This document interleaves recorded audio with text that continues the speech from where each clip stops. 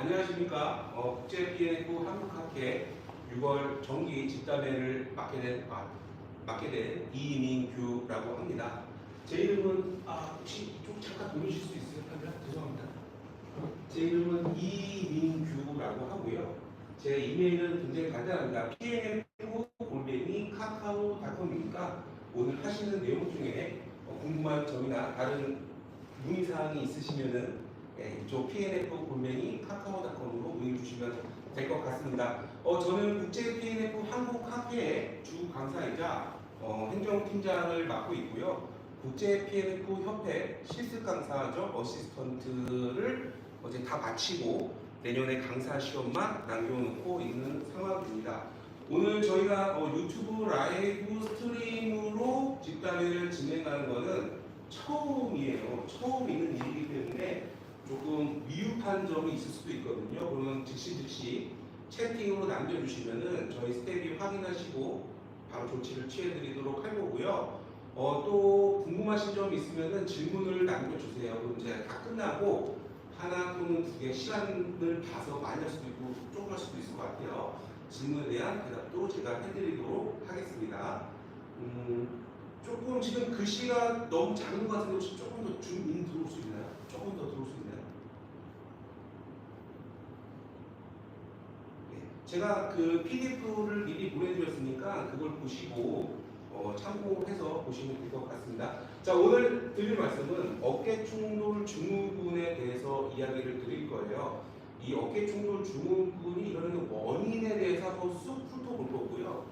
그 원인에 따른 모든 중재 방법을 할 수는 없을 것 같아요. 그래서 오늘은 저드에 한번 초점을 맞춰보시겠습니다. 혹시 저드라는 말을 들어보셨나요?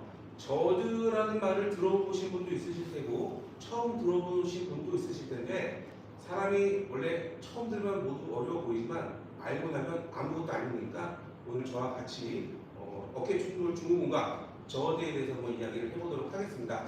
제가 한번 집에서 살짝 테스트를 해봤더니 이론 부분이 1시간이 조금 안 될 것 같고요. 실기 부분이 30분 정도 걸릴 것 같아요. 우리가 Q&A까지 하려고 하면은 조금 빠르게 진행을 해야 될 것 같습니다. 그래서 혹시 너무 빠르다 싶으면은 채팅창에 남겨주세요. 제가 속도를 좀 조절을 하도록 할게요. 자, 어깨충돌 증후군 얘기를 안 하고 넘어갈 수는 없을 것 같아요. 예전에는 어깨충돌 증후군을 하나의 질병 또는 진단명이라고 생각을 했어요. 예를 들면 과일이라면은 하나의 사과라고 생각을 했는데 요즘에는 어깨충돌 증후군을 하나의 질병이 아니고요. 여러 가지 증상들이 다발을 이루어 만들어진 것이 어깨충돌 증후군이라고요. 과일로 치면은 사과가 아니라 여러 알갱이가 모여서 하나의 다발을 만든 포도 같은 거죠. 어깨충돌 증후군이라는 거. 사실 지금도 진단명에는 상세 문명의 어깨충돌 증후군으로 나오기는 해요. 하지만 진단명은 하나지만 그 안에 숨겨진 원인은 너무나 많다는 거죠. 그래서 어떠한 것들이 어깨충돌 증후군의 원인이 될 수 있을까요? 저 몇 가지만 7가지를 제가 추려왔는데요.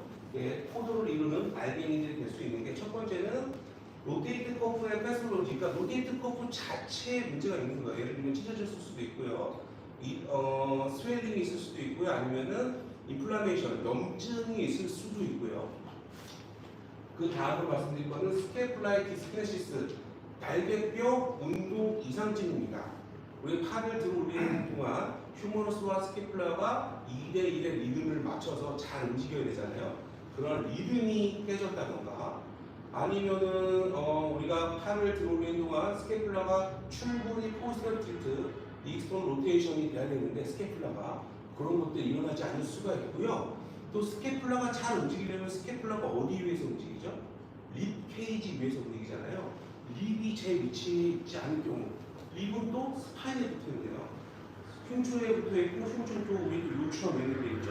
결국은 포스처하고 연결이 다 되는 거예요. 스케플라의 움직임은 더 깊게 얘기할 수 없을 것 같고요. 또 숄더 자체에 인스테빌리티가 있을 때 우리 캡슐, 인대 같은 것들이 늘어났을 때도 충돌의 원인이 될 수 있고요.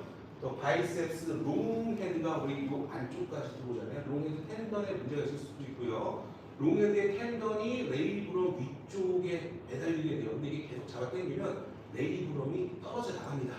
그래서 superior labrum pair, anterior to posterior 슬랙이라는 게 생길 수가 있죠. 그래서 요거는 이렇게만 넘어가겠고요. 자, 5번째 드디어 나왔네요. 저드가 오늘의 주인공 저드가 나왔습니다. 저드는 글래노휴머럴 인터널 로테이션 데피시 뭐예요? 글래노휴머럴은 상완경관절인가요? 상완관절? 맞아요. GH 조인트의 인터널 로테이션이 결손된 게 바로 저드예요. 근데 왜 인터널 로테이션이 결손됐을 때 어깨 충돌 증후군이 나타날까요? 오늘 그 이야기를 해보도록 하겠습니다. 자, 또 방금 말씀드리긴 했지만 우리 자세가 좋지 않을 때 그리고 아크로미오 프로세스의 기형이 있을 때도 우리가 어깨 충돌 증후군이 발생할 수가 있습니다. 이렇게 포스처가 좋지 않다는 것은 스캐플라가 움직일 수 있는 그 밑바탕이 좋지 않다는 이야기예요. 뭐 포스처가 좋지 않으면 너무 많겠지만 길고 긴 이야기지만 들어가다 보면 결국에 코까지 연결이 되겠죠. 오늘 여기서 오늘 다 다루기에는 문제가 있을 것 같고요. 넘어가도록 하겠습니다. 아크로미온 프로세스가 이렇게 정상적인 경우도 있어요. 이렇게 정상이면은 아크로미온 프로세스 밑에 공간이 이렇게 충분히 있는데 아크로미온 프로세스가 이렇게 커브가 돼 있다던가 아니면은 바늘처럼 훅 타입으로 돼 있으면은 서브 아크로미온 스페이스가 줄어들면서 우리 임핀지먼트가 나타날 확률이 높게 되겠죠. 이런 우리가 아크로미온 프로세스의 기형은 우리가 바꿔줄 수가 없는 부분이긴 해요. 또는 아크로미온 프로세스는 정상이긴 한데 이렇게 스퍼가 발생했어요. 칼시피케이션, 칼슘이 침착되면서 잊지 말아야 될 뼈들이 이형성되는 경우가 있습니다. 이런 경우에도 우리가 임핀지먼트 침범을 일으킬 수가 있게 됩니다. 자, 오늘 어깨 충돌 증후군을 분류를 좀 해볼게요. 분류를 하는 이유는 우리가 시험 볼 건 아니잖아요. 시험 보려고 하는 것도 아니고요. 학술적인 이유로 하는 것도 아니고요. 환자를 치료할 때 필요하기 때문에 분류를 할 겁니다. 분류는 두 가지로 할 겁니다. 통증이 나타나는 위치에 따른 분류를 할 거고요. 그 다음은 원인에 따른 분류를 할 거예요. 이렇게 분류를 하는 원인을, 이유를 좀 이따 좀 말씀드리도록 하겠습니다. 자, 임핀지먼트가 일어나는 그 위치에 따른 분류를 나누자면 크게 익스터널 임핀지먼트와 인터널 임핀지먼트로 크게 두 가지로 나눌 수가 있습니다. 이게 우리 GH 조인트 오른쪽이겠네요. 오른쪽 GH 조인트고요. 이렇게 캡슐, 인대성 막인 캡슐이 감싸고 있습니다. 이 캡슐 안에서 일어나는 임핀지먼트, 예를 들어서 이렇게 위쪽에 혈공이 발생해서 밑에 쪽에서 찢김이 나타날 수 있겠죠. 이건 GH 조인트 내부에서 일어나는 임핀지먼트가 인터널 임핀지먼트라고 하고요. GH 조인트 캡슐 밖에서 서브 아크로미온 스페이스에 어떠한 문제가 생기는 것을 우리가 익스터널 임핀지먼트다라고 말씀을 드릴 수 있겠습니다. 자, 맨 처음에 우리 익스터널 임핀지먼트에 대해서부터 말씀을 드리도록 하겠습니다. 그냥 익스터널 임핀지먼트는 90% 이상 그냥 서브 아크로미온 임핀지먼트다라고 이해를 하셔도 될 것 같아요.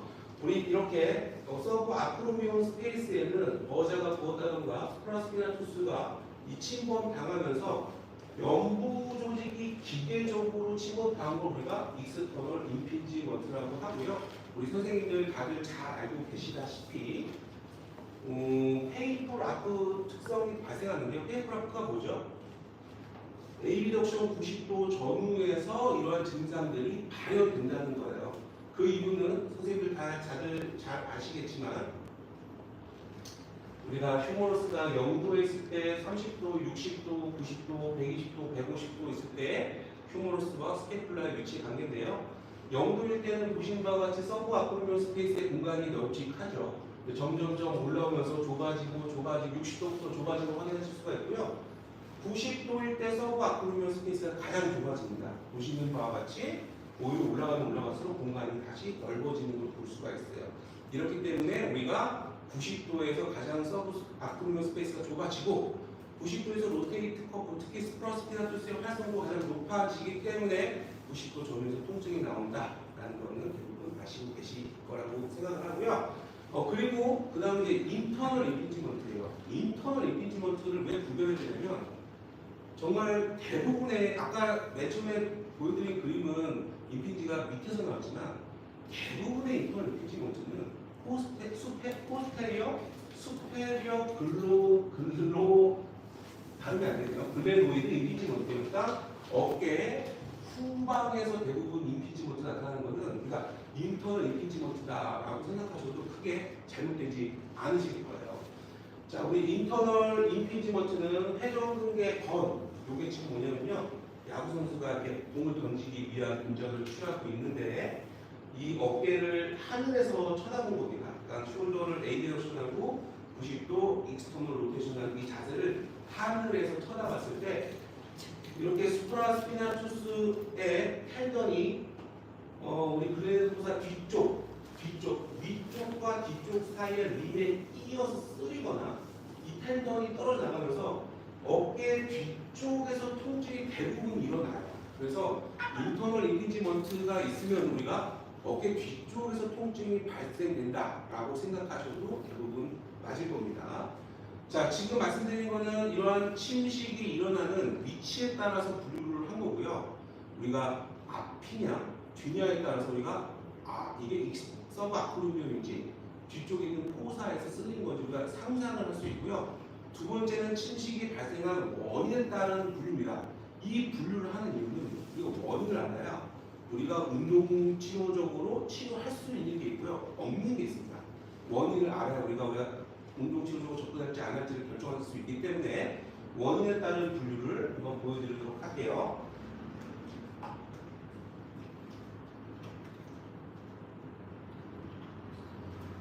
자, 보시는 바와 같이 1차성과 프라이머리와 2차성, 세컨더리 두 개로 나눌 수가 있고요. 자, 1차성은 견봉하 공간이 구조적으로 좁아진 겁니다. 구조적으로 좁아졌다는 그 대표적인 예로는 아까 보여드렸다시피 타입 3 훅 형태 아크로미엄을 가지고 있다던가 아니면 아크로미엄에 스포가 있다던가 아니면 버자나 근육에 스웰링이 있다거나 인플라메이션이 있어서 이미 그 공간이 꽉 찬 거예요. 그러니까 구조적으로 이미 꽉 차 있기 때문에 이거는 기능의 문제가 아니죠. 이거는 팔의 위치와 상관없이 지속적인 통증을 나타나게 될 겁니다. 자, 하지만 이 세컨더리 2차성 임피지먼트는 견봉하 공간의 구조적인 문제가 아니에요. 구조적으로 문제가 있는 게 아니고 기능적인 문제가 있을 때 우리가 2차성이라고 합니다. 예를 들면요, 우리가 팔을 올리는 동안 휴머러스 어브런동안 스케플라도 같이 움직여야 되잖아요. 스케플라가 잘 움직이지 않으면은 상대적으로 스케플라 가지고 휴머러스만 움직이면 서브 아크로미엄 스페이스가 좁아지게 될 거예요. 그렇죠? 그건 기능의 문제잖아요. 그렇죠? 또한 우리가 팔이 올라가는 동안 휴머러스 헤드가 후하방으로 글라이딩이 일어나야 되는데 뒤쪽 면이 어떠한 이유에서든지 타이트니스가 있어서 뒤로 물러날 수 없다면 휴머러스 헤드가 앞쪽으로 부를 수밖에 없는 거예요. 그래서 서브 아크로미엄 스페이스가 좁아지겠죠? 이런 경우에는 실질적으로 구조적인 문제가 있는 게 아니죠. 관절의 뼈의 위치를 조절해주는 근육의 기능적인 문제라고 볼 수가 있을 거예요. 그래서 우리는 이런 2차성 임피지먼트는 우리 운동치료로 접근할 수 있는 대상이 될 것입니다. 자, 그럼 우리 어깨에 통증이 있을 때 어떻게 그 원인을 알 수 있을지에 대해서 같이 알고리즘을 좀 보도록 하겠습니다. 자, 혹시 아직 채팅으로 잘못된 거 그런 거 없죠? 글씨가 안 보인다는 건 없으시죠? 네, 그렇습니다. 자, 지금 알고리즘을 보여드릴 건데요. 저는 이 알고리즘이 정말 좋은 것 같아요. 선생님들도 한번 다 외워서 하시면은 앞으로 어깨 환자를 보는 데 있어서 굉장한 자신감이 생기지 않을까 싶어요. 근데 주의하실 게 뭐냐면요, 이 알고리즘을 써서 스크리닝을 해 나가는 것이 어떠한 어깨 충돌 증후과 관련된 원인을 확인하는 용도지 진단을 내리거나 원인을 정확히 밝히는 것은 아니다라는 것을 알고 계셔야 돼서 우리가 관련된 원인을 확인해서 중재를 해보고 변화가 있는지 없는지 확인하는 용도로만 쓰셔야 되는 거지 진단을 할 수 없다. 진단학적으로는 굉장히 작은 가치를 가지고 있다라는 점을 아시면 될 것 같습니다. 자, 뭔가 굉장히 복잡하죠. 굉장히 뭔가 복잡합니다. 그래서 이거를 다 아시고 다 하셨으면 좋겠지만 불행히 오늘은 시간 관계상 다 못할 것 같아요. 오늘 할 것만 제가 추려서 다시 말씀을 드릴게요. 이 표, 이 알고리즘은 요 AM 쿨이라는 분이 쓰신 논문에 있고요. 제 그 PPT 제가 PDF 드린 거 보면은 맨 밑에 그 출처가 있으니까 그 논문 보시면 될 것 같아요. 오늘 전부 다 잘 나와 있거든요. 보시기를 추천드리고요. 자, 오늘 할 내용은 임피지먼트 심통이 있을 때 이게 일단 익스터널인지 인터널인지 어디에 통증이 있는지 일단 아셔야 돼요. 그걸 아시는 방법은 죄송합니다. 두 번을 눌렀네요. 아시는 방법은 우리 흔히 하는 LT10 테스트, 조 테스트가 있고요. 파킨슨 니어 어프리에이션 테스트가 있는데 오늘은 어프리에이션 테스트 하나만 가지고 이야기를 하겠습니다.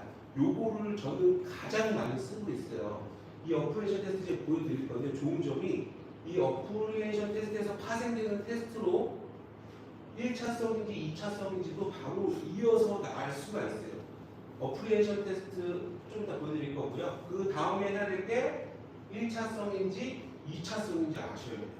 그래서 1차성일 경우에는 저희가 운동치료적 접근으로는 고치기가 어려운 부분이 있을 수 있으니까 이 구별을 해내야 됩니다. 그래서 1차성인지 2차성인지 알기 위해서는 리로케이션 테스트와 릴리즈 테스트를 할 겁니다. 굉장히 많이 복잡해 보이지만 막상 보면은 정말 간단해요. 정말 간단하게 할 수 있습니다. 그리고 우리 세컨드로 임피지먼트 이걸 확인했으면은 이걸 일으킬 수 있는 게 아까 말씀드렸다시피 로테이트 커브에 문제가 있을 수 있고요. 날개뼈 운동에 이상이 있을 수도 있고요. 아니면 지지 조인트에 인스테빌리티가 있을 수가 있고요. 아니면 슬랩 문제가 발생할 수도 있지만 오늘은 저드에 초점을 맞추겠습니다. 저드에만 초점을 맞춰서 하도록 하겠습니다. 복잡하죠? 복잡해서 오늘 할 것만 제가 추렸습니다. 추려서 보여드릴게요. 오늘도 그냥 추렸습니다. 자, 간단해요. 어렵지가 않습니다. 자, 임피지먼트 심통이 있으면은 어프리에이션 테스트를 통해서 통증이 앞에 있는지 뒤에 있는지 알아서 익스터널인지 인터널인지를 구별할 거고요. 그러니까 이 어프리에이션 테스트 할 거고요. 그 다음에 리로케이션 테스트와 릴리즈 테스트를 통해서 1차성인지 2차성인지 알아볼 겁니다. 1차성이면 더 이상 저희가 할 게 없어요. 그러니까 2차성이면 아까 봤던 로테이트 커버, 패시, 슬랩 그런 것들 다 해봐야겠지만 오늘은 저대에 문제가 있는지 없는지를 인터널 로테이션 굉장히 간단하죠. 테스트를 통해서만 확인하도록 하겠습니다. 그러니까 총 테스트 오늘 할 거는 하나, 둘, 셋, 네 개밖에 안 되는 거예요. 그래서 첫 번째 미리 좀 말씀드리면 이 두 평가는 어프리에이션 테스트에서 바로 파생되는 평가다. 굉장히 쉽다라고 말씀드리겠습니다. 자, 오늘 모델 준비되어 있거든요. 스파인을 한번 넣어주시겠어요?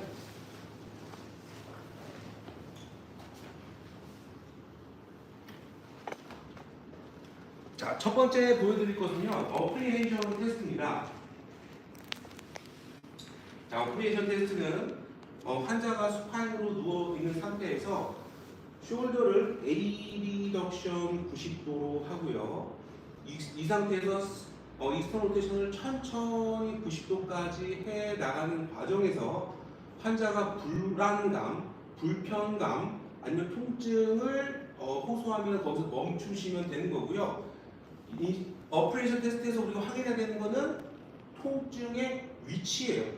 통증의 위치를 확인하셔야 됩니다. 대부분 서브 아크루미언 임피지먼트 페인이 있는 분은 우리가 AC 조인트를 찾은 다음에 여기를 맞으시고요. 혹시 여기 요 속 1cm 속 깊숙이 통증이 있나요? 여쭤보시면은 대부분 맞아요. 거기서 약간 좀 속으로 통증이 있어요 라고 말씀을 하실 거고요.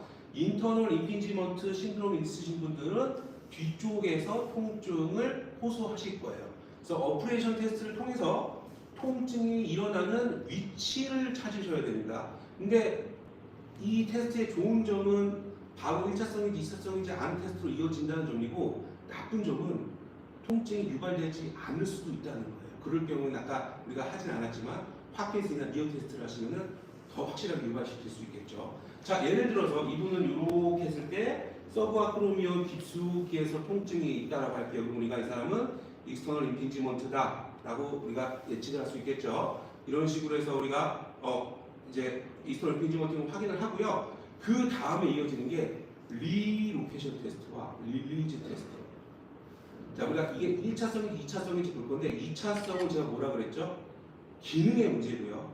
휴머러스의 헤드가 원래 있어야 될 위치보다 전상방으로 이동해서 서브 아크로미온 스페이스가 좁아진 거라고 말씀을 드렸잖아요. 그러면 서브 아크로미온 스페이스를 어떻게 다시 넓게 해드릴 수 있을까요? 휴머러스의 헤드를 후하방으로 눌러주시는 거예요. 휴머러스 헤드를 후하방으로 눌러주시는 우리가 리로케이션 테스트, 원래 있어야 될 자리로 위치하게 만들어주는 거고요. 이때 통증이 사라진다, 감소된다. 그럼 우리가 뭐라고 예측할 수 있는 거죠? 기능적인 문제인 2차성 임핑지먼트다 라고 우리가 이야기를 할 수 있는 거고요. 근데 주의하셔야 될 게 있어요. 우리가 이렇게 한 번에 쭉 눌러서 통증이 사라지는 경우가 많이 있습니다. 많이 있는데 혹시 그 옛날에 라디오 아세요? 라디오 채널별로 돌리다가 대충 돌려도 소리가 잘 나오는 채널이 있는 반면에 좀 주파수가 좋지 않은 채널은 굉장히 우리가 뭐라 그러죠? 파인 튜닝을 해야 되잖아요. 파인 튜닝 잘 맞춰야 되죠. 그래서 이것도 통증을 확인한 다음에 그냥 뒤로 눌러보고 똑같아요. 그러면 1차성인가 보다 하시면 안 되고요. 파인 튜닝을 해보셔야 돼요.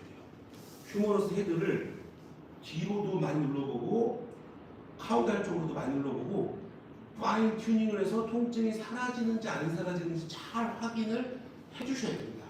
그래서 파인 튜닝을 통해서 통증이 사라지면 우리가 2차성이라는 걸 확인할 수가 있고요. 자, 그 다음에 테스트할 게 뭐라고 그랬죠? 릴리즈 테스트라고 했어요. 릴리즈 테스트. 릴리즈 테스트는 그냥 손을 띄는 겁니다. 이게 릴리즈 테스트예요.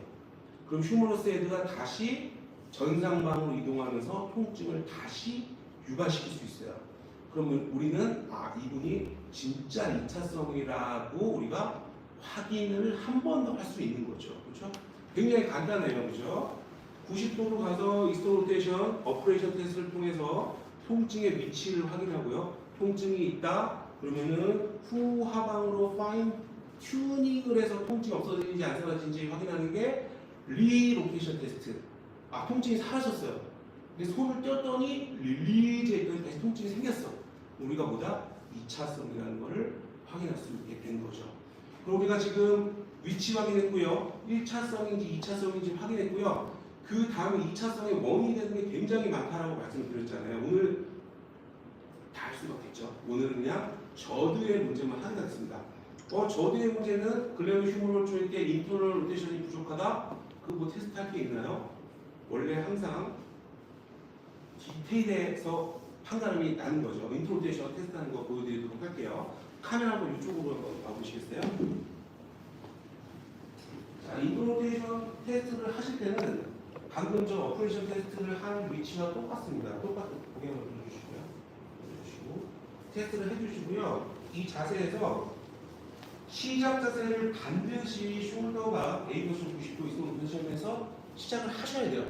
그 이유는 이 팔의 위치가 스케플라를 포스테리어 틸트 시키기 때문이에요. 스케플라를 포스테리어 틸트 시킨 상태에서 치료사의 손가락 두 개로 코라코이드 프로세스를 고정시켜 주시는 게 이 평가의 핵심입니다.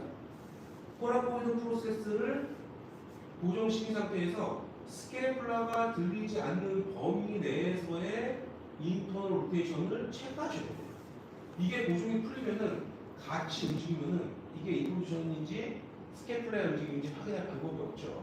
그래서 반드시 이 자세에서 스케플라를 포스테리어 틸트를 만들어 놓으시고 손가락으로 코라코이드 프로세스를 꽉 잡아준 상태에서 인터널 로테이션을 체크하셔야지만 순수한 GH 조인트의 인터널 로테이션을 확인할 수가 있고요. 양쪽을 다 하셔야 돼요. 양쪽을 다 하셔서 10도 이상의 차이가 있는지를 확인하셔야 될 것 같습니다. 예, 감사합니다. 다시 이제 화면 보여주세요.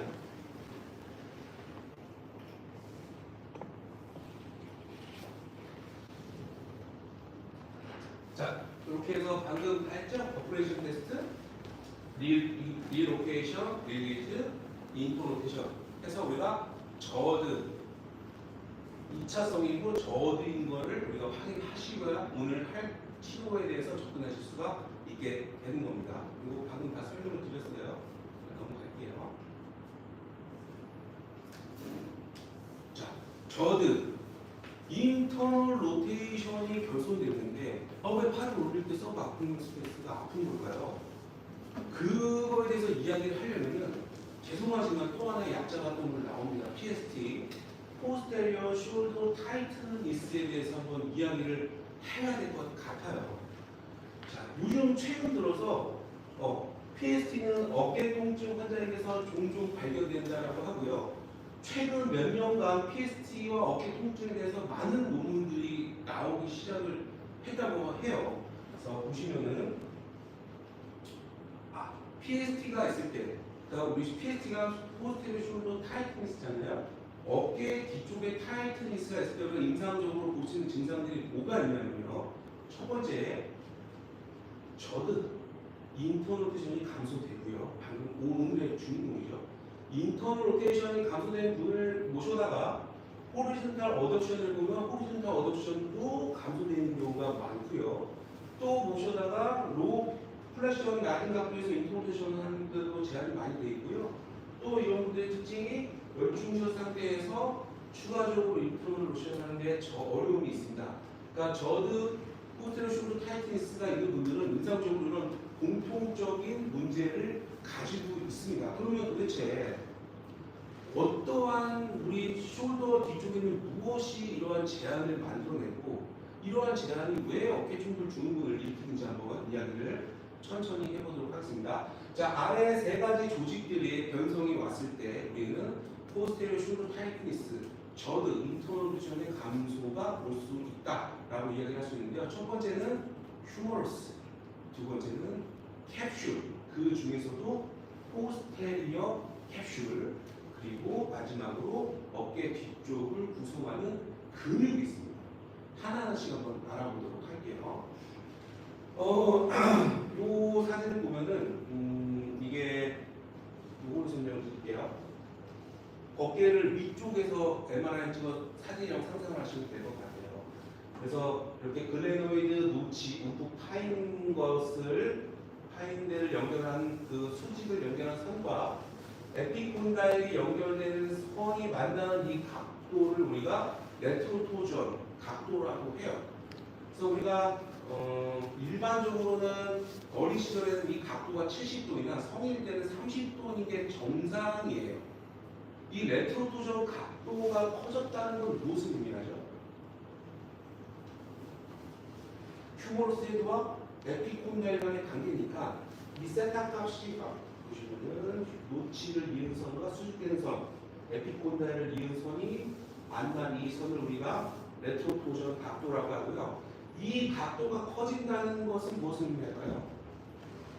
쉐프트, 휴머러스 쉐프트 자루가 익스터널 로테이션 쪽으로 토전, 돌아갔다는 것을 의미하게 되겠죠. 자, 이러한 것들은 어렸을 때부터 던지기 활동을 많이 하는 분들에서 휴머러스의 익스터널 토전이 발생되는 것을 확인할 수가 있고요. 성인이 된 이후에는 이 토종이 당연히 증가되기가 어렵겠죠. 이미 뼈가 성숙이 됐기 때문에. 그래서 대부분 이러한 레트로토전이 증가된 분들은 어렸을 때부터 던지기를 많이 하셨던 분들이다 라고 보시면 될 것 같고요. 만약에 우리가 인터로테이션 검사를 해봤는데 약간의 제한이 있어요. 인터로테이션에. 그럴 경우에는 우리가 반대쪽도 확인해 보셔야 되고요. 또 해보셔야 될 게 토탈 ROM을 재보셔서 토탈 ROM이 180도라면 우리가 레트로토전을 의심할 수가 있죠. 말 그대로 의심이지 정확한 건 MRI를 찍어서 아까처럼 각도를 재봐야지 알 수 있으실 거예요. 자, 그러면은 이렇게 토탈 ROM이 정상이라고 할 때 이런 분들은 운동치료학적 대상자가 될 수 있을까요? 당연히 아니죠. 그렇죠? 치료적 운동의 대상자가 아닙니다. 왜냐하면은 우리가 성숙한 뼈는 다시 변화시킬 수가 없기 때문에 이런 경우는 우리가 치료의 운동치료적 대상자가 아니다라고 말씀드려야 될 것 같고요. 두 번째는 캡슐이에요. 캡슐. 동영상이 잘 나오는지 모르겠습니다. 동영상 한번 보도록 할게요. 이게 휴머럴 조인트를 뒤에서 본 거고요. 스케이플러 스파인이죠. 이게 캡슐입니다. GH 조인트를 둘러싸고 있는 연골성 막이고요. 우리가 눈여겨봐야 될 것은 익스터널 되면 슬랙이 되고요. 인터널 됐을 때 캡슐이 팽팽해진다는 거예요. 보셨나요? 다시 한 번만 더. 다음 장으로 나옵니다. 다음 장으로 나와요. 보시면 또 그림으로 보겠습니다. 보시는 바와 같이 이게 포스테리어 캡슐 중에 포스테리어 사이드고요. 이 익스터널 로테이션하면 이렇게 주름이 지는 슬랙이 되고요. 뉴트럴인데 그리고 익스터널 로테이션이 인터널 로테이션이 되면은 캡슐의 포스테리어 쪽이 땡땡해지는 거 우리가 볼 수가 있어요. 그럼 만약에 포스테리어 캡슐의 유연성이 감소되면은 유연성이 감소된다. 그러면 어떤 동작에 제한이 있어요? 주의주의게 인터널 로테이션에 제한이 올 수 있다는 걸 우리가 유추할 수 있게 되는 거죠. 그래서 우리 캡슐이라는 거는 이렇게 보시면 따라서 보면은 이 안에 리가멘트들이 들어있습니다. 그래서 캡슐은 연골성 막 조직이고요. 우리가 알아둬야 될 거는 익스터널 하면 헐거워지고 인터널 하면 팽팽해지고 뒤쪽에 포스테리어 캡슐의 제한, 유연성의 제한이 오면은 인터널 로테이션의 제한을 가지고 온다라는 걸 우리가 알고 계시면 될 것 같아요. 자, 그러면은 이렇게 왜 이 포스테리어 캡슐의 유연성 감소를 가지고 오게 되는가 그 원인을 말씀드리면 첫 번째는 반복적인 긴장의 결과라고 합니다. 반복적으로 사용했을 때 이 마이크로 트라우마가 미세한 손상이 생기면서 그것을 고치기 위해서 염증 반응이 일어나겠죠. 그렇죠? 염증 반응이 일어나면서 수복되는 과정에서 조직이 많이 두꺼워지고 탄력성을 잃어버릴 수 있어요. 선생님들 많이 볼 수 있잖아요. TKR, THR 하는 환자분들 피부 쪽을 째고 다시 꾸미면 어때요? 피부가 탄력성을 잃어버리잖아요. 그처럼 염증 반응에 의해서 탄력성을 잃어버리는 경우가 상당히 많이 있고요. 또는 관절의 퇴행으로 인해서 점점 이분이 두꺼워지고 우리 캡슐은 점탄성이라고 해서 움직이지 않으려는 점성과 늘어나는 탄성이 필요한데 탄성이 점점 줄어들었을 경우 우리가 캡슐의 유연성에 문제가 있을 수가 있겠죠.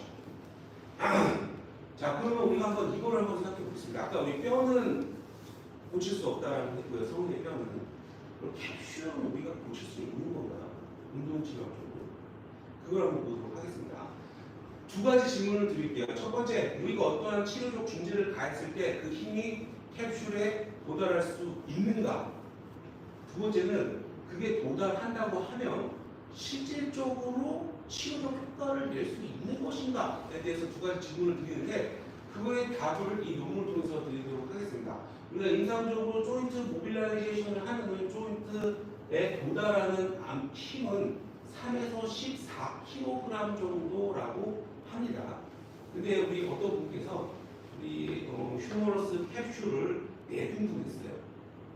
뒤, 아래, 앞, 위, 그러니까 상하, 앞, 뒤로 4등분을 해서 1제곱센티미터를 당겨서 영구적으로 유연성의 변화, 그러니까 탄성 한계점을 넘기기 위해서는 얼마만큼의 힘이 필요한지를 실험을 해봤더니 보시는 바와 같이 포스테리어 쪽이 제일 큰 힘이 필요해요.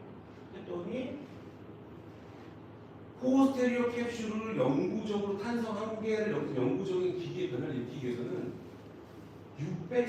638kg을 당겨야 돼요. 그럼 우리가 이거 치료적으로 고칠 수 있는 게 맞나요? 어렵겠죠. 그렇죠? 자, 근데 그래서 우리가 아무리 능숙하게 힘을 가야 한다고 해도 우리 캡슐에 적용되는 그 힘을 가지고 캡슐의 탄성 한계에 도달해서 영구적으로 유연성을 늘리는 것은 불가능하다. 불가능하다. 그래서 하지만 우리가 중재 캡슐에 대한 어떤 중재를 했을 때 갑자기 아론이 증가되는 것을 볼 수가 있어요. 그거는 영구적인 길이의 변화가 있다라기보다는 점탄성의 변화로 인한 것이고요.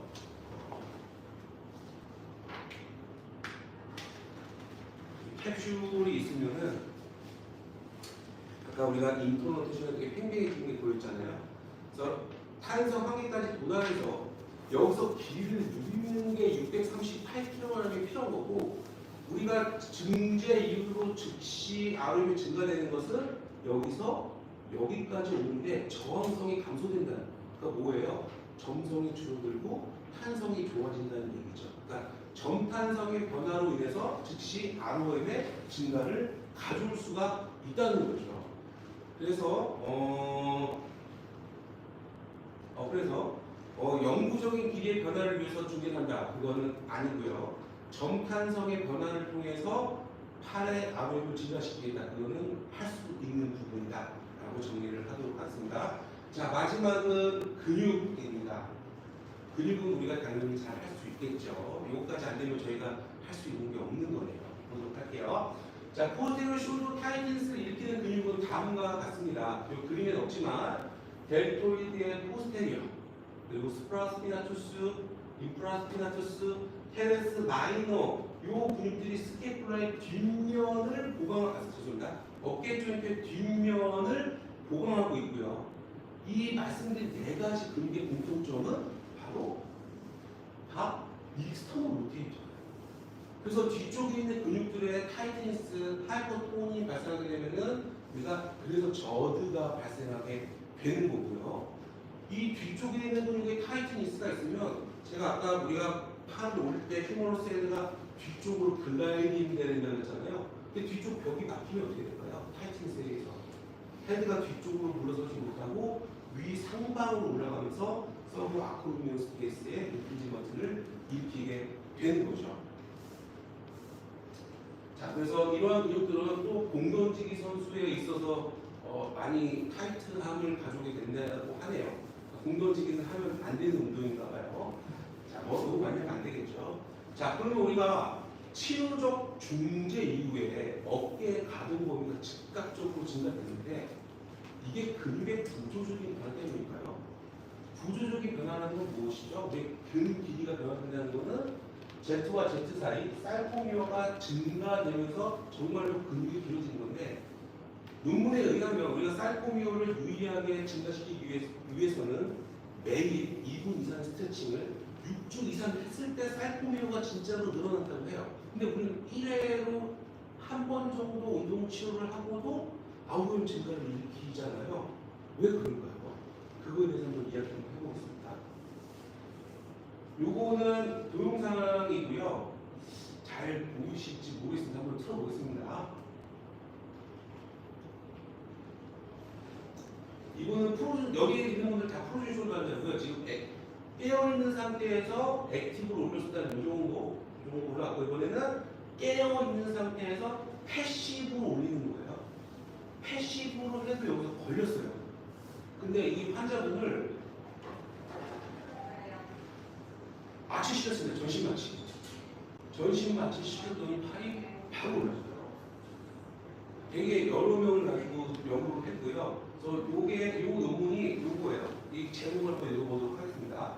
머슬 가딩이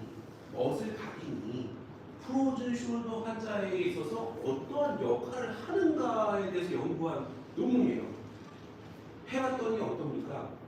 패시브로 해도 안 올라가던 손이 잠을 재웠더니 쭉쭉 올라가요. 그건 근육에 구조적인 문제가 있으면 우리가 마취를 해도 안 올라갈 텐데, 마취를 했더니 올라갔던 거는 이거는 근육의 구조적인 문제가 아니라 머슬 가딩 효과 때문에 그렇다는 거죠. 이거에서 얘기할게요. 그래서 뉴로머스큘러 넥타 신경 근육의 어떤 기전들이 소프트 티슈 근육의 활동에 영향을 미친다는 거죠.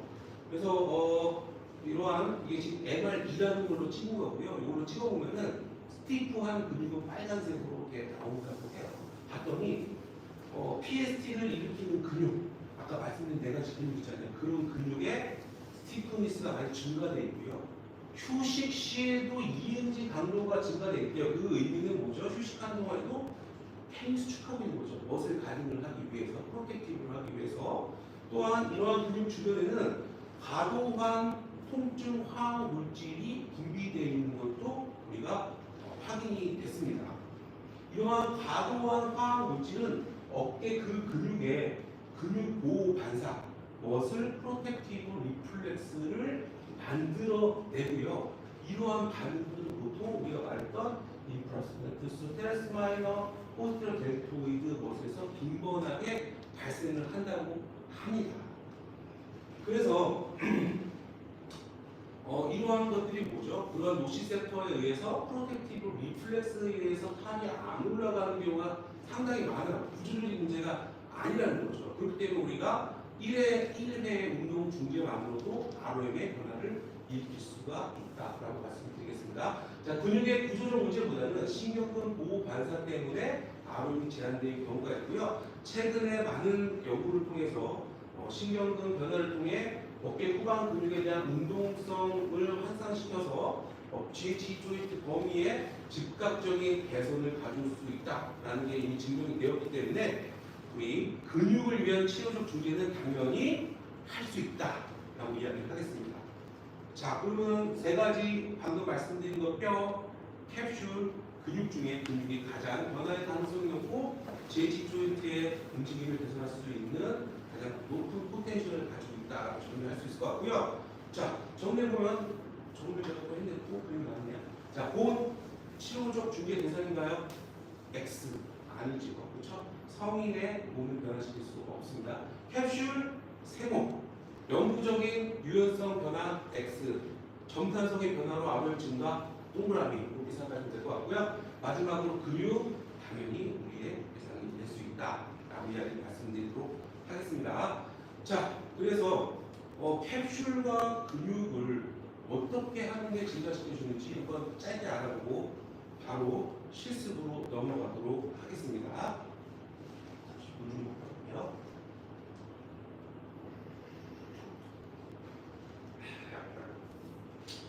자, 글래노 휴머럴 조인트의 포스테리어 캡슐을 늘릴 수 있다고 알려진 네 가지 동작으로 실험을 해봤어요. 어떠한 동작이 정말로 포스테리어 캡슐을 가장 많이 늘릴 수 있는지 해봤더니 이 논문에서는 결론만 말씀드리겠습니다. 40도 플래시하는 상태에서 인터널 로테이션 했을 때 포스테리어 캡슐이 가장 많이 늘어나더라 라고 이야기를 했고요. 그 다음 논문은 조금 더 구체적으로 했어요. 이 논문은 포스테리어 캡슐만 한 게 아니고 포스테리어 캡슐의 어퍼, 미들, 로어 3개로 나눴습니다. 해서 굉장히 7가지 동작이었나요? 여러 가지 동작을 했는데 결론만 말씀드리는 건 포스테리어 캡슐의 미들과 로어는 30도 엘리베이션에서 인터널 로테이션 했을 때가 가장 많이 늘어나고요.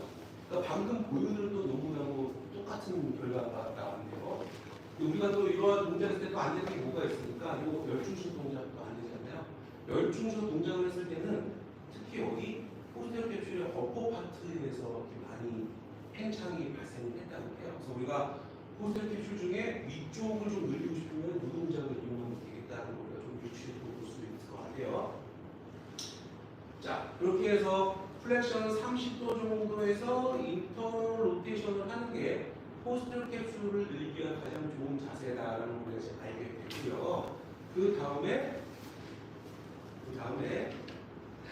근육을 인프라스멘투스, 테레스 마이너, 포스테리어 델토이드 같은 포스테리어 숄더 타이트니스 일으키는 근육들은 어떤 자세에서 가장 많이 늘어나게 되는지 한번 보도록 하겠습니다.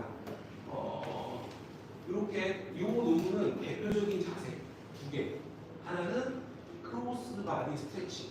어려움이 없어요. 그냥 호리존탈 어덕션 하는 겁니다. 크로스 바디 스트레치. 그리고 하나는 슬리퍼 자세. 슬리퍼 자세는 90도 플래션 된 상태에서 사이드라인에서 인트로듀션하는 게 슬리퍼 자세. 저는 이렇게 앉았는데 많은 분들이 이렇게 주무시나 봐요. 슬리퍼 자세가 이렇게 됩니다. 이 자세를 통해서 인프라스페나투스, 테레스 마이너 그리고 포스테리어 델토이드 근육의 유연성의 강화와 ROM의 변화를 좀 알아봤더니 너무 표가 복잡하니까 그냥 결론만 정리해서 말씀드리도록 하겠습니다. 크로스 바디 그리고 슬리퍼 스트레치 모두 호리젠탈 어덕션과 인프로테이션의 ROM을 증가시켰고요. 그리고 이런 근육들의 뻣뻣함도 감소시켰다고 합니다. 그러니까 요거 둘 다 근육의 효과적인 자세다라고 이야기를 하고 있고요. 이 논문에서 이걸 제안을 했어요. 물리치료사가 호리젠탈 어덕션 스트레치를 준비할 때 치료사의 손으로 스캐플라를 잘 픽스해야지만 효과적일 거라고 이야기했습니다. 우리가 말씀드린 모든 근육이 스캐플라에서 휴머러스까지 연결된 근육인데 스캐플라가 픽스되지 않으면 같이 움직이면 스트레치의 효과가 없겠죠. 그래서 이 논문에서 어깨 스캐플라를 픽스시키는 것의 중요성을 이야기했고요. 자, 이 논문은 똑같아요. 근육을 우리 방금 말씀드린 그런 근육들을 늘리기 위한 자세 용어도 세 가지를 냈습니다. 크로스바디, 슬리퍼 90도, 슬리퍼 45도를 했어요. 이 논문도 했더니 결과가 이렇게 나왔고요. 결론만 말씀을 드리면은 세 가지 스트레칭 모두 다 인터 로테이션과 호리젠탈 어덕션의 증가를 가지고 왔다라는 거예요. 그러니까 우리는 모든 세 가지 동작을 다 써도 된다는 거고요. 또 이 논문에서도 똑같은 얘기가 있습니다. 포스테리어 숄더 타이스 관련 머슬을 스트레칭할 때는 스캐플라를 잘 고정시키고 해야 된다라고 이야기를 했어요. 이게 굉장히 중요한 것 같아요. 그렇죠? 자, 그래서 우리가 포스테리어 숄더 타이트니스를 일으키는 그리고 스트레칭할 수 있는 자세는 다 되는 거죠. 크로스 바디, 슬리퍼 90도, 슬리퍼 45도 모두 다 효과적이다라고 말씀을 드릴 수 있을 것 같고요. 혹시 까먹었을까봐 말씀을 드리면은 아까 캡슐은 30도에서 인트로테이션한 게 슬리퍼 30도라고 이야기가 될 것 같아요. 그게 가장 캡슐에 좋다라고 한 번 더 상기를 시켜드리도록 하겠습니다. 자, 오늘 그래서 지금 실기를 보여드릴 건데요. 시간은 적당한 것 같아요. 액티비티 리미테이션은 무거운 거를 들어서 선반 2만 높이쯤에 올리려고 할 때 어깨 통증이 발생되는 경우가 많이 있어요. 그렇죠? 평상시에는 그냥 불편감 정도인데 무거운 걸 할 때는 막 하는 경우가 굉장히 많이 있죠. 그렇죠? 그런 분이 있을 때 아크로미온 서브아크로미온 스페이스 쪽에 통증이 발생하시는 분이고요. 우리가 테스트를 했을 때 스캐플라에 저드가 있습니다. 그럼 우리가 뭘 의미할 수가 있죠? 캡슐과 포스테리어 캡슐과 우리 어깨 뒤쪽에 있는 근육의 쇼트닝을 저희가 의심할 수가 있게 되겠죠. 그래서 오늘 제가 보여드릴 것은 후부 캡슐과 어깨 뒤쪽에 있는 근육의 쇼트닝을 해결해 줄 수 있는 동작, 그리고 휴머러스 헤드의 위치를 좋은 위치로 갖다 놓고 팔을 움직여서 액티비티 리미테이션을 해결하는 동작을 간단하게 보여드리도록 하겠습니다. 자, 사이드라인 부탁드릴게요. 처음 보여드릴 거는 슬리퍼 스트레치예요. 죄송합니다. 크로스 바디 스트레치고요. 제 생각에는 이쪽에서 찍어주시면 좋을 것 같아요. 이쪽으로 와주시고요. 조금만 뒤로 가주세요. 환자분을 사이드 라인으로 눕힌 상태에서 팔은 90도 플렉션 된 상태에서 시작을 합니다. 지금 깔려 있는 쪽이 아픈 쪽 어깨예요. 그래서 우리가 크로스 바디 스트레치를 하기 위해서 이 팔을 직접적으로 호리젠탈 어덕션으로 들어 올리는 방법도 있지만 상대적으로 트렁크가 앞으로 롤인 해도 똑같은 효과를 얻어낼 수가 있어요. 그렇죠? 그래서 이거는 PNF에서 말하는 간접적 방법이 될 것 같고요. 저는 항상 이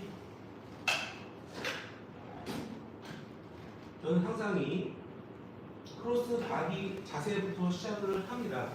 이 상태에서 환자분 보고 이 앞쪽에 제가 도수 저항을 준 다음에요. 환자분 오실 수 있는 데까지 천천히 앞으로 와보시겠어요? 환자분이 아프면 더 이상 오지를 않으세요. 여기까지 오시게 하신 다음에 제 손은 환자분이 앞으로 오는 데에 대한 두려움이 있기 때문에 가이딩하는 저항이 될 수도 있고요. 아니면 보호해주는 도수 저항이 될 수도 있을 것 같아요. 이 상태에서 앞 통증이 느껴지기 직전까지 오신 다음에 천천히 한번 뒤로 가보세요. 뒤로 다시 또 앞으로 와보시고요. 천천히 뒤로 가시고요. 좋아요. 지금 쓰는 테크닉은 뭐죠? 천천히 앞으로 와보실까요? 다이나믹 리버저를 이용해서 아로앱을 천천히 뒤로, 아로앱을 천천히 들려주시고 앞으로 오시고요. 쭉 오시고, 자, 어느 정도 오신 상태에서 이제 환자분이 이 정도는 내가 통증 없이 움직일 수 있는 것을 확인하면서 액티브하게 스트레칭을 좀 가져올 수가 있고요. 그 다음에 저는 홀드 앤 릴렉스를 쓰는데요. 요 팔로 환자분이 많이 불어나야 하시면은 그냥 서포트를 하기 힘들어요. 그냥 괜찮습니다.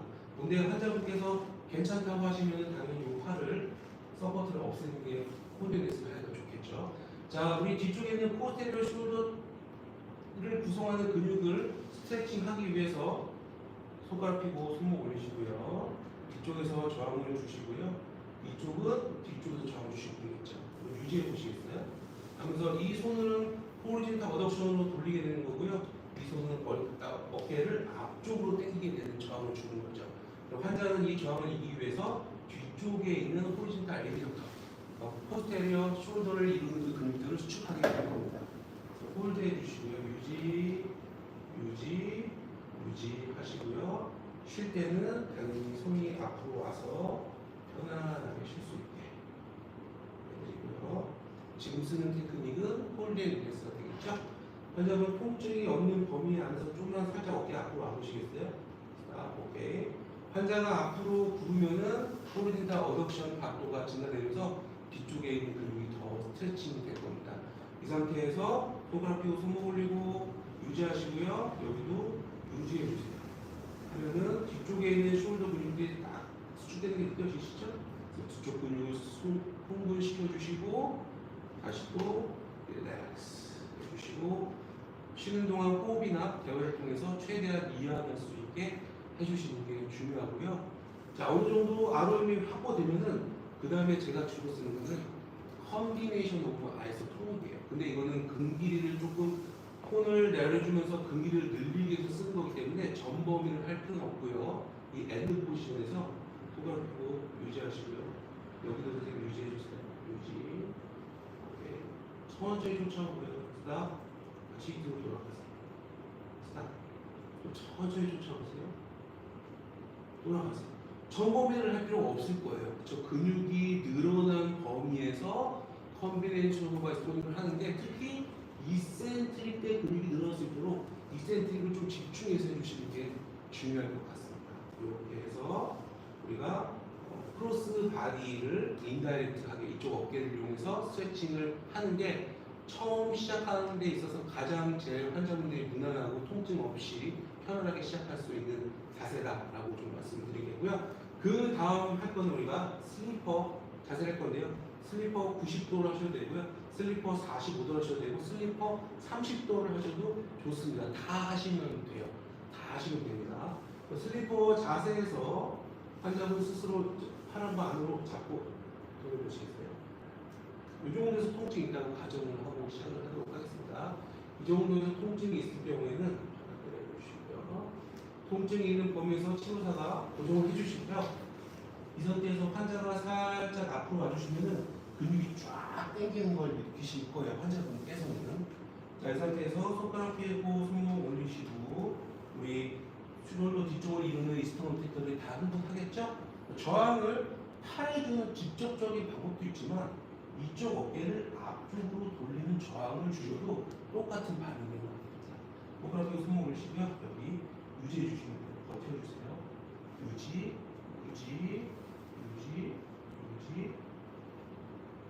해주시면은 힘 빼시고 홀드 릴렉스를 통해서 우리 뒤쪽에 있는 근육들을 릴렉스 시켜줄 수가 있어요.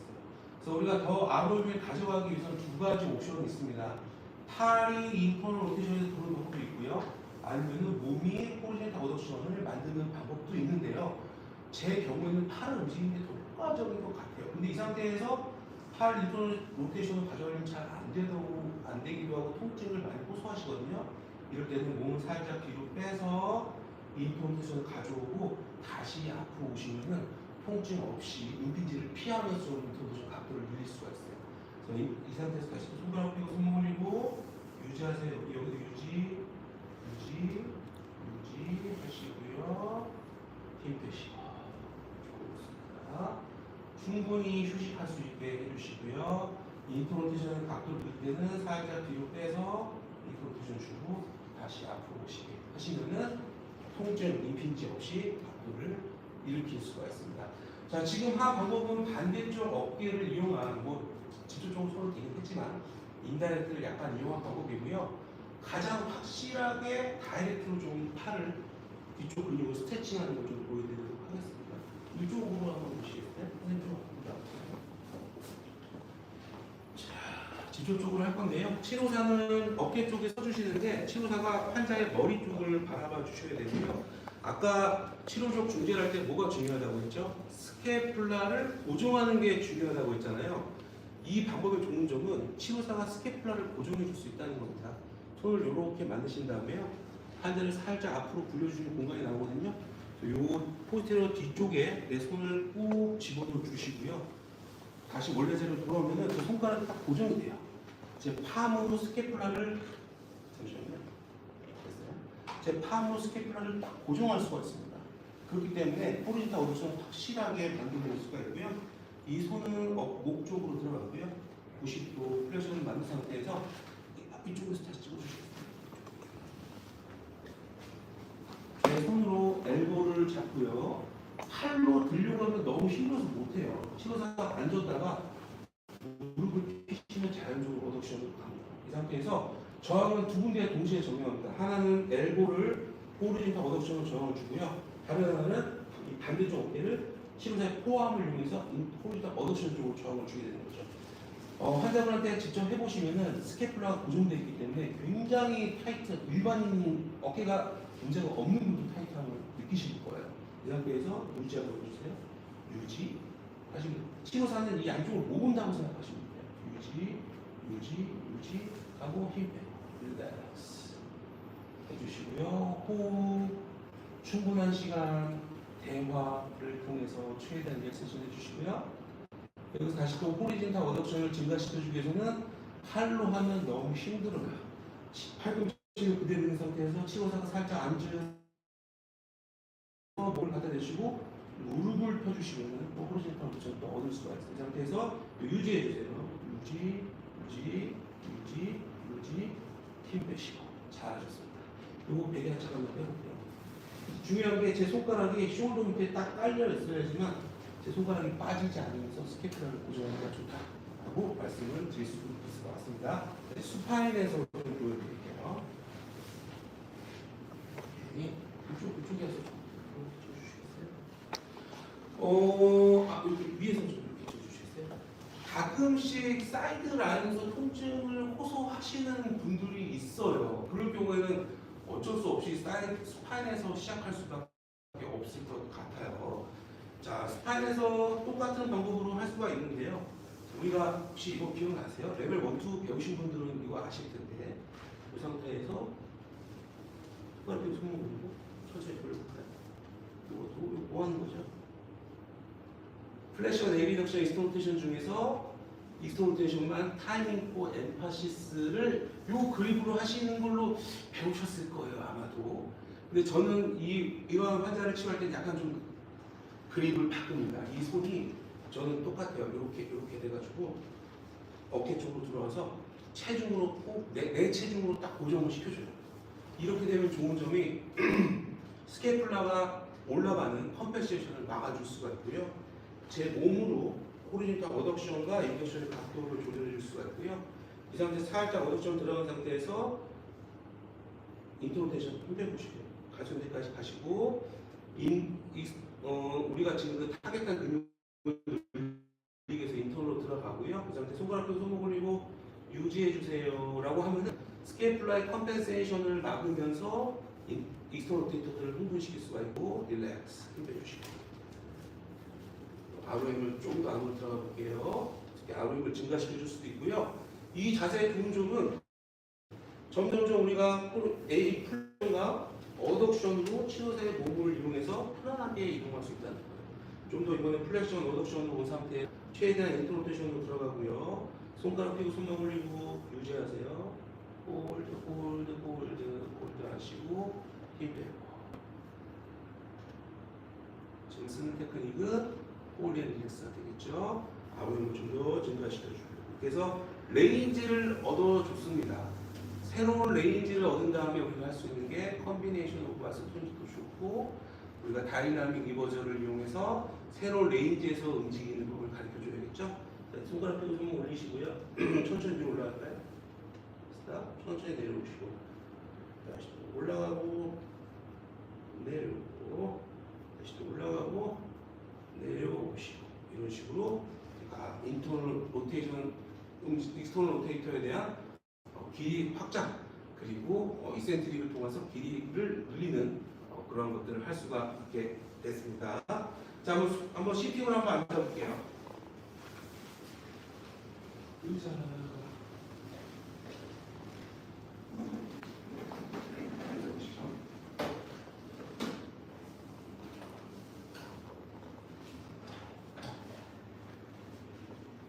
자, 치료를 시작하기 앞서서 이제 실제 중력을 받는 자리에 왔습니다.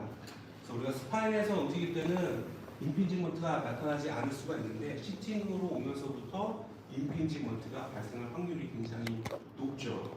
그래서 맨 처음에 시작 자세는 팔을 서포트한 자세에서 30에서 40도 플렉션된 상태, 그리고 가능한 한 스케플라 플레인 있죠? 스캡션 명암에서 시작하는 게 가장 임핀지를 일으키지 않는 가장 편안한 자세가 될 거예요. 30도 플렉션 그리고 스케플라 플레인에서 시작하는 게 가장 좋고요. 맨 처음에 해야 되는 거는 환자가 익스터널 로테이션을 할 수 있는지 확인하는 겁니다. 조금 밀어줄게요. 자, 어깨 통증을 오랫동안 겪으신 분은 이 편안한 자세에서 익스터널 로테이션을 해보라고 해도 못하는 분들이 굉장히 많아요.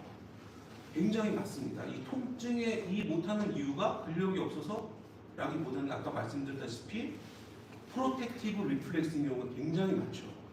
그래서 우리가 환자분들한테 해드려야 될 거는 이 자세에서 익스터널 로테이션으로 움직여도 통증이 발생하지 않는다는 걸 일단 확인시켜 드려야 돼요. 그래서 어떻게 할 거냐면요, 패시브로, 액티브 어시스티브로, 저항으로, 셀프, 혼자 움직이게 할 거예요. 뭐죠? 테크닉 이름이 리드믹 이니시에이션을 이용할 건데요. 중요한 게 뭐죠? 임핀지먼트를 일으키는 원인이 휴머러스가 전 상방으로 이동되어 있기 때문에 우리가 임핀지먼트가 발생하는 거잖아요. 그래서 잠깐만 이쪽으로 와보시겠어요? 잠깐 이쪽으로 한번 와보시겠어요? 익스터널 로테이션을 하기 전에 치료사의 엄지손가락으로 스테플라 스파인 밑쪽에 대주시고요. 나머지 손가락은 휴머러스 헤드를 후하방으로 눌러주셔야 돼요. 잡고 휴머러스 헤드를 후하방으로 눌러서 휴머러스 헤드를 밑으로 내려서 원래 있어야 될 자리로 내려주시는 거죠. 다시 좀 보실게요. 이렇게 사실 이 개념이 어디서 나온 거죠? 이 개념이 뭐죠? 그러니까 원래 위치에 있어야 되는 뼈가 잘못된 위치에 있어요. 이걸 우리가 포지셔널 폴트, 위치적 문제라고 하고, 그러한 문제를 글라이딩을 통해서 해결하고 유지하고 움직이는 거를 우리가 MWM이라고 하잖아요. 그렇죠? 그래서 우리가 헤드를 좋은 위치로 집어넣고요. 이것도 파인 튜닝이 필요합니다. 파인 튜닝이 필요해요. 그냥 하는 게 아니고 통증이 일어나지 않는 위치를 찾으셔야 돼요. 잘 찾아서 통증이 일어나지 않는 범위 내에서 맨 처음에 패시브로 해보시고, 패시브로. 그래서 환자분이 꼭 안 아프다는 걸 일단 인식을 하셔야 돼요. 굉장히 중요합니다. 패시브로 익스터널 로테이션을 해주시고요.